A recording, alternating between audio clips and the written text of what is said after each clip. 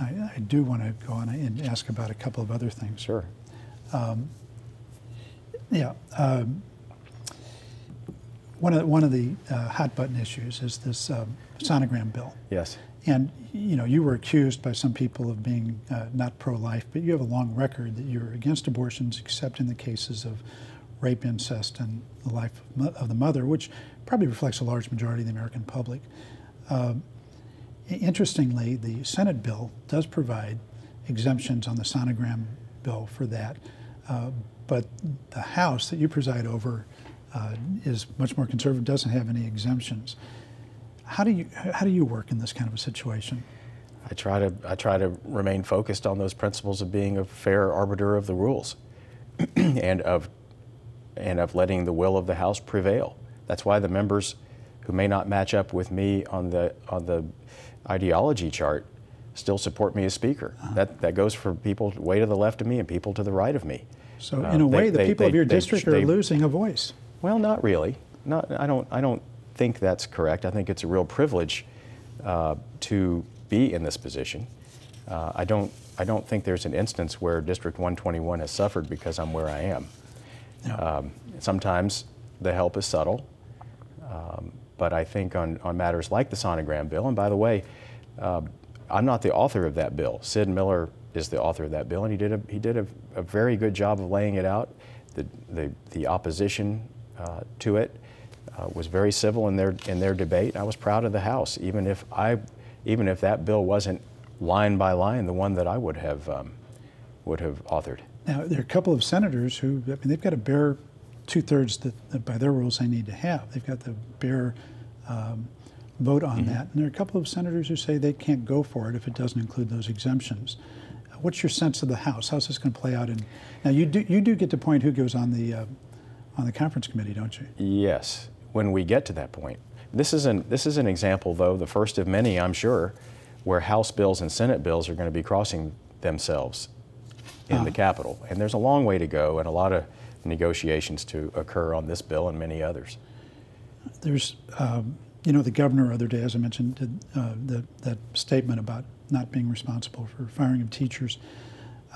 There's another issue involving the governor that's come up, predates you, but it happened 2 years ago, and that has to do with vetoes. And 2 years ago, Todd Smith, who I think you admire, you put him in some very important positions, he took a bill to the floor that he had no co-sponsors on. It obviously was going to be controversial, possibly in later elections. What it said was it made it so that young men who have sex with 14 years old or old girls 14 years or older, and there's no more than 4-year gap, that they get prosecuted for that, but it gave judges the ability to see that if there was no coercion, basically if the girl agreed, the man would not have to be on the sex offender list for his whole life. Now, what we're talking about often is cases where these two might get married. Usually the way they're discovered is there's a pregnancy, a baby is born, they get married, he can't get a good job, he can't live in a good neighborhood, so it's the girl and the baby who are suffering because he's on that list. Right. So, I mean, I wrote about the time, it's a courageous bill. He told everybody, vote for this. He was passionate. It will put you in danger. I will come to your district and call anybody a liar who's misrepresenting. And it passed the House overwhelmingly, passed the Senate unanimously. Everything passed the Senate unanimously. And the governor vetoed it. No hint ahead of time. And that's not the first time that's happened.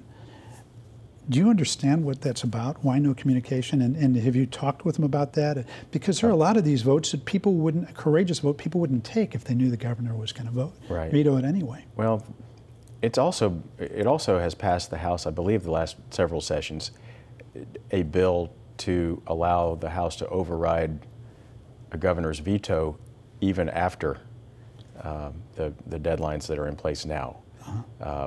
Unfortunately, we don't ever get that one through all the way through the process. Would he get to veto it?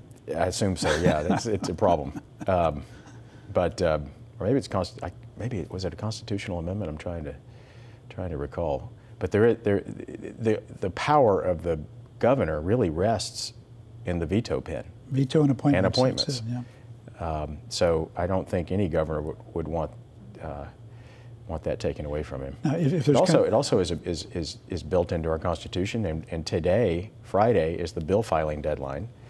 Those items that he deemed to be emergencies, we can take up before today. But today is the period for the last 80 days of the session. The Texas system of legislating is built for limited government. It's designed to keep things from happening. Exactly. Yeah. Which isn't all bad. Thank you very much. Thank you. It's been it's been fun to be with you. Thank you.